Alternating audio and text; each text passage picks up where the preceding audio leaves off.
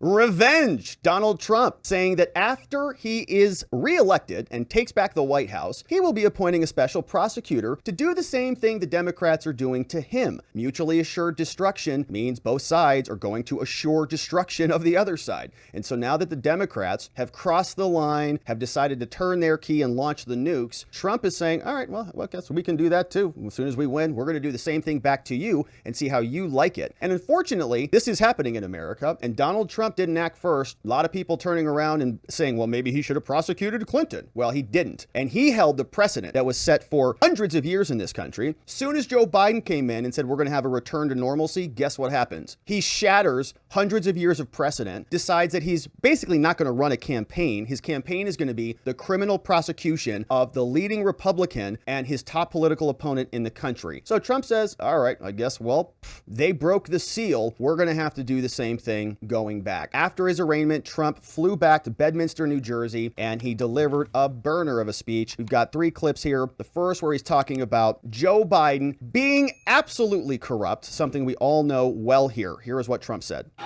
Today we witness the most evil and heinous abuse of power in the history of our country. Very sad thing to watch. A corrupt sitting president had his top political opponent arrested on fake and fabricated charges of which he and numerous other presidents would be guilty. Right in the middle of a presidential election in which he is losing very badly.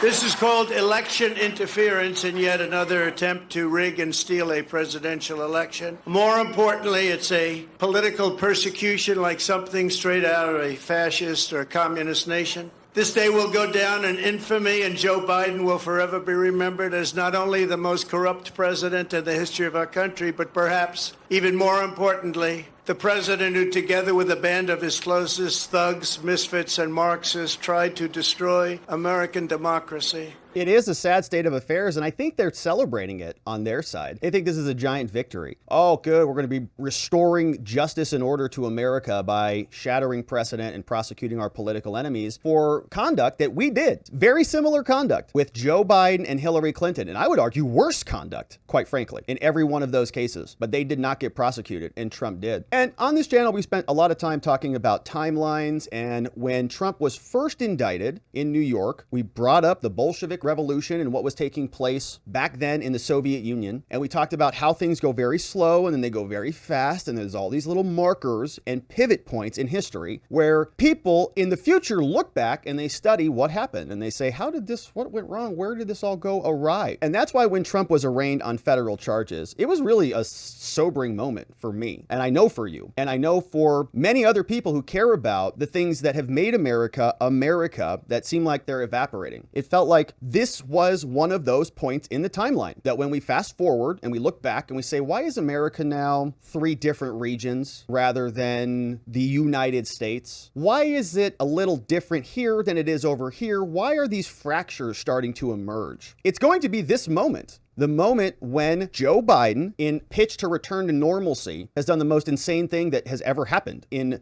this political process that we go through every 4 years in this country. And it's going to be that juncture that I think is going to result in serious consequences for the country. They're saying it's to save the country. We know that's not true at all. They don't want to save the country. They want to reshape the country and create the country that they want. Republicans are the MAGA Republicans. The white supremacist movement is just a euphemism for people who don't agree with the Democrats. So this is extremely troubling. Trump is calling Biden corrupt. They're celebrating this as though this is a return to normalcy and that corruption is being evaporated, when that is anything but true. And they are so far deluded that they can't even realize what they've done. Trump continues on. Now he's talking about why this prosecution in particular has been weaponized against him.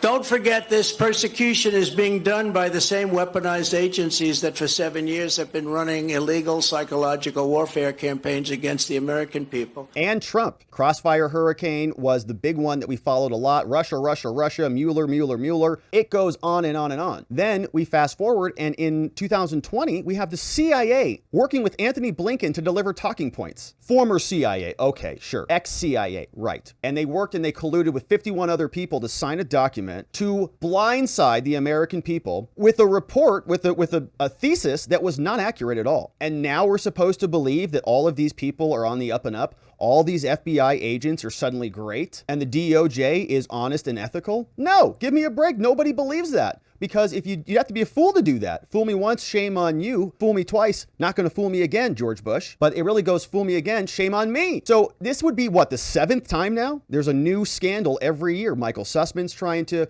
collude with Jim Baker. You've got all of these people, and now we're supposed to trust them, that this one's really bad. I keep seeing that all over the place. Bill Barr, no, but this one, though, is really bad. Yeah, that's what you said on level 6 and level 5 and level 4. You've said that every time. No, but this Ukraine stuff is really bad. No, but this Russia stuff is really bad. No, but Trump and Giuliani, they really are working with the Russians and promoting Russian disinformation. Seriously, it's 51 people who signed this thing. Same thing now. Same thing. No, but really, now it's classified documents this time. Give me a break. Much as if they were trying to destabilize a foreign country. From the Russia hoax. There it is. To the no collusion Mueller witch hunt. To impeachment hoax number 1. Impeachment hoax number 2. The 51 lying intelligence offers, how about them? They said it's Russia disinformation, and they knew it wasn't, which made about, according to some of the great pollsters that are right here, made from anywhere from a 10 to 17 point difference. And yet we still got more votes than any sitting president in history in the second election. 10 to 17 points.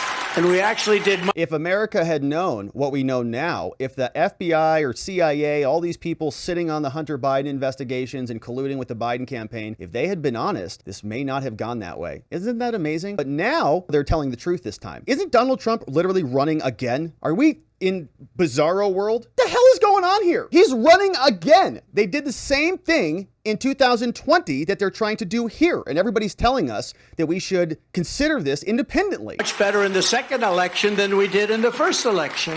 The fake dossier paid for by the Democrats. How about the fake dossier? Remember that one? You think that was easy to go home and say, hello, darling, how are you, when they read about that? No, I'm sure it wasn't easy at all. Fake Christopher Steele spying dossier. on my campaign. We caught them spying on my campaign. The FBI, Twitter files, and so much more. It's all been a battle of disinformation, one thing after the other, and all to protect the radical left misfits. It's also no coincidence that these charges against me came down the very same day. Evidence revealed Joe Biden took a $5 million bribe from Ukraine. Took a $5 million bribe. And we're going to get into that story in a later segment. But Trump is exactly right. It's amazing now. All of a sudden, everybody on all of these other places, Bill Barr and CNN and MSNBC and Jake Tapper and Rachel Maddow, they say, no, but this one's really serious, though. So now that we've got all of this laid out, Trump says, all right, I guess this is the new game. I mean, I guess it's just nad kicking season everywhere we go. America is going to be waddling around for the foreseeable future until she collapses. If the communists get away with this, it won't stop with me. It will not. They will not hesitate to ramp up their persecution of Christians, pro-life activists, parents attending school board meetings, and even future Republican candidates, which they do.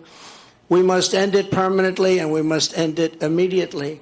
Now that the seal, so important, is broken, the seal is broken by what they've done. They should never have done this. And this was such a beautiful phrase. The seal has been broken. That's just a Trump phrase that you can't engineer better. They broke the seal. There's no returning it. It's yours now. How dare you? You've tainted the whole thing. You've infected the American body politique by opening it up. It was sealed. It was severed. We didn't have this problem that other countries had where we've got people being politically prosecuted, but they broke the seal. And now all of the garbage can get right in. So, okay, guess we got to play this way. What are you going to do, Trump? Let's hear. This was an unwritten rule. You just don't. You don't do it. Unless it's really bad. Really bad. But you just don't. But the seal is now broken. Yep. In addition to closing the border and removing all of the criminal elements that have illegally invaded our country, making America energy independent and even dominant again, and immediately ending the war between Russia and Ukraine, I'll have it ended in 24 hours. Wow. I will appoint a real special prosecutor to go after the most corrupt president in the history of the United States of America, right Joe on. Biden. Two can play at that game, and buddy. The entire Biden crime family. Name a special prosecutor. Go get him.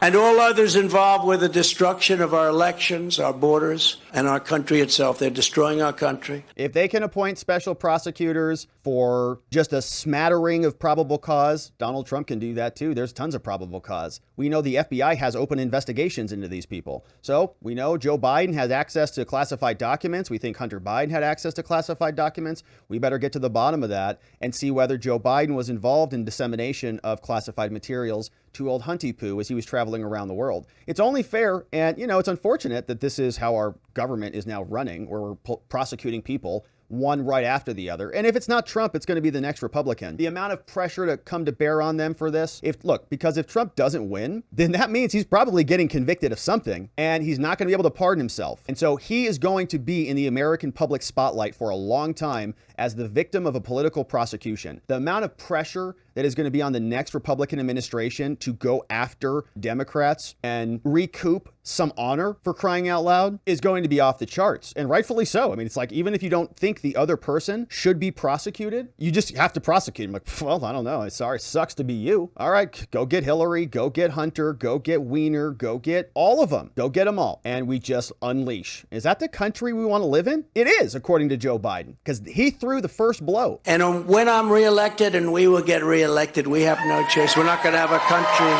Did you hear what he said? We have no choice. He doesn't have a choice. Legally, he doesn't have a choice anymore. I will totally obliterate the deep state. We will obliterate the deep state. And we know who they are. I know exactly who they are. They want to take away my freedom because I will never let them take away your freedom. It's very simple. They want to silence me because I will never let them silence you. They want you silent. And I am the only one that can save this nation, because they're not coming after me, they're coming after you, and I just happen to be standing in their way, and I will never be moving. I will never be moving. And honestly, I think that is true. I mean, I really think that is a true statement. Trump is an immovable force. He's been an immovable force. And that might be part of the reason he's in some trouble, right? Is because the DOJ and the FBI and all these people were on his back, and he's like, get out of here. You guys are losers. And these documents aren't even that big of a deal. You let Hillary Clinton send emails with classified materials from a basement where she stored her own private server. So don't breathe down my neck about classified documents. You could have set the standard with Hillary. You didn't. So Trump is treating these things like they're a joke because our government was treating them like a joke. Hillary could just do whatever she wants without any repercussions. Why can't Trump? But this is a powerful point. I think that he is in a situation where he's got to actually win, or else he's going to be in serious legal jeopardy. Here's Trump. On November 5th, 2024, justice will be done.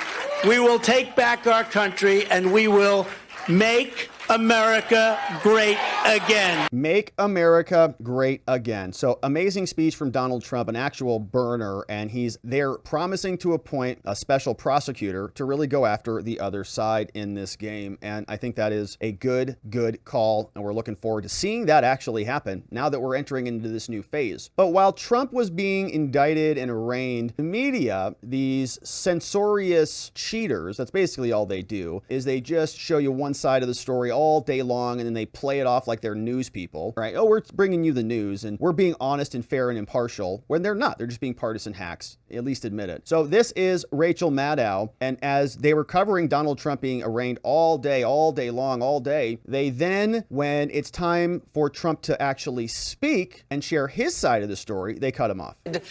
Making public remarks, just as he did on the evening of his first arraignment on criminal charges. That was April, when he was booked on 34 felony counts brought by the state of New York. Now tonight, after his arraignment on federal felony charges, he's speaking again, this time to an audience of his supporters that's gathered for a campaign fundraiser tonight at his golf club and summer home in New Jersey. Yeah, if you guys are going to launch political prosecutions against him, he might as well raise some funds for his political defense, which is winning. We knew heading into this that he was planning to make these remarks. We are prepared for his pre-fundraiser remarks tonight to again be essentially a Trump campaign speech. Oh, wait, what? Because of that, we do not intend to carry these remarks live. Oh. As we have said before in these circumstances, Why not? There is a cost to us as a news organization to knowingly broadcast untrue things. We are here to bring you the news. You didn't even hear him. You haven't even heard him speak. He might be saying something about the arraignment. Don't you want to hear about that? Isn't he a presidential candidate? Isn't it a historic moment? But you see what these people are doing. They're trying to thread the needle. And we talked about this yesterday. This is a situation that reminds me a lot of the 2016 campaign when Donald Trump had wall-to-wall coverage because it was the most exciting thing anybody could see on TV. And that really gave him a lot of energy and momentum that slung him into the White House. And they put a clamp on that in 2020. They did not air wall-to-wall coverage of Trump. They really minimized him in every way, shape, or form. So then when this little thing happened yesterday, and every single news anchor on CNN and all across the world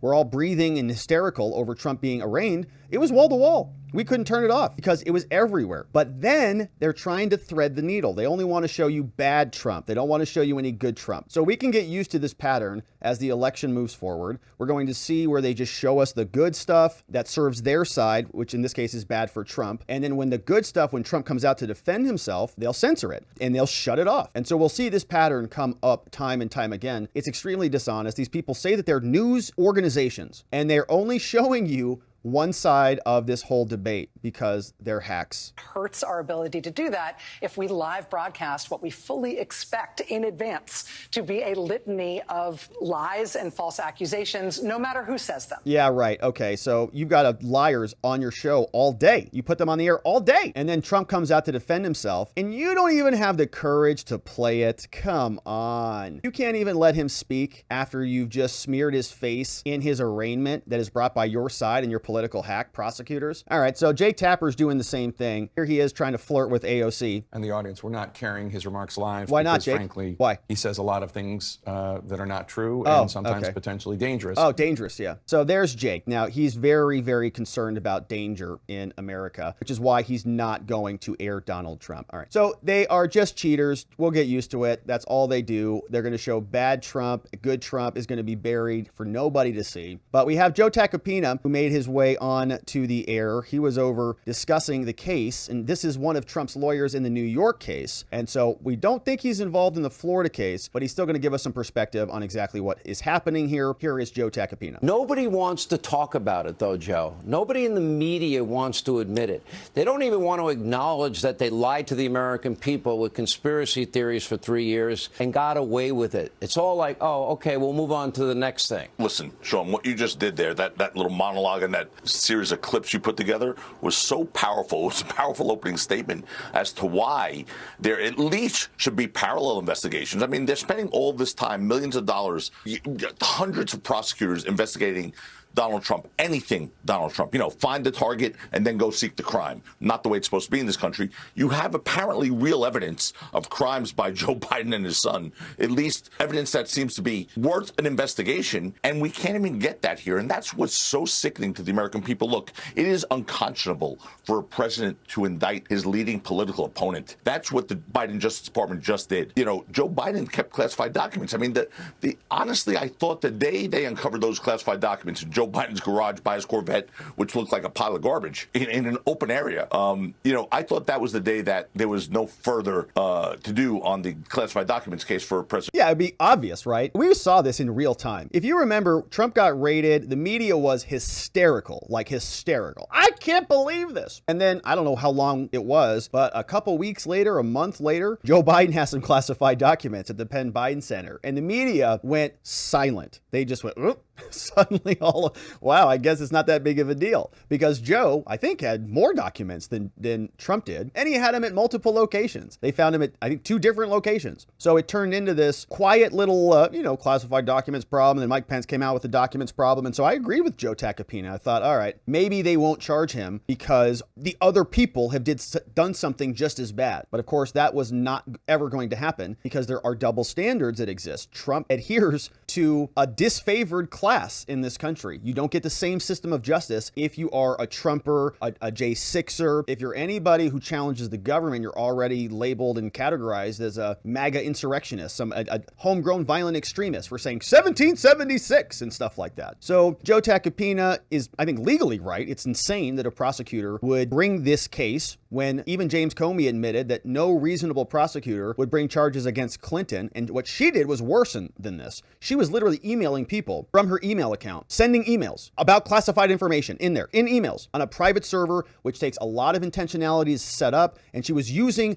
President Xi Jinping's Wi-Fi when she was doing it. So massive double standards, but you can see from that, you should be able to extrapolate. It would be nuts to charge Trump, but they did it because it's Trump. And Trump, because how could they look so ridiculous to go and indict President Trump for the same thing that Joe Biden may have done? And this is, and I agree with what Matt just said, the law is on President Trump's side here. This is not a case. The Espionage Act does not rule supreme here, and it's not going to apply at the end of the day. So, but you know what? The defense is not going to be able to bring up. This is a sad day.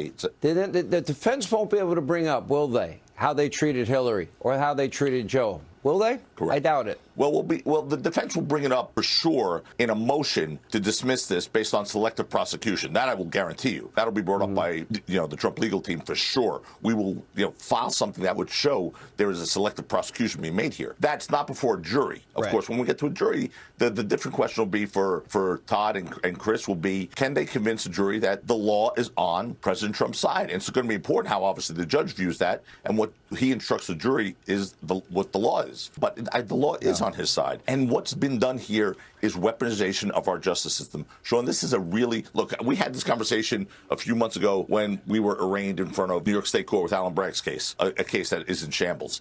Alan? Now here we are again, and they're not going to stop yet. Things seem to be happening on the left that, you're right, gets a brush over, complete brush over by the media, and it's really sickening. It's hypocritical, obviously, and it really is a scary day for this country because you heard President Trump, he's angry. Is the pendulum now going to swing both ways? Is this the new norm? Yes. Where political opponents use their Justice Department, which is not really theirs, to go after political opponents. Yes, this is the new system, unfortunately. Joe Biden started it. Kind of sucks for America, but this is, I guess, adults back in charge.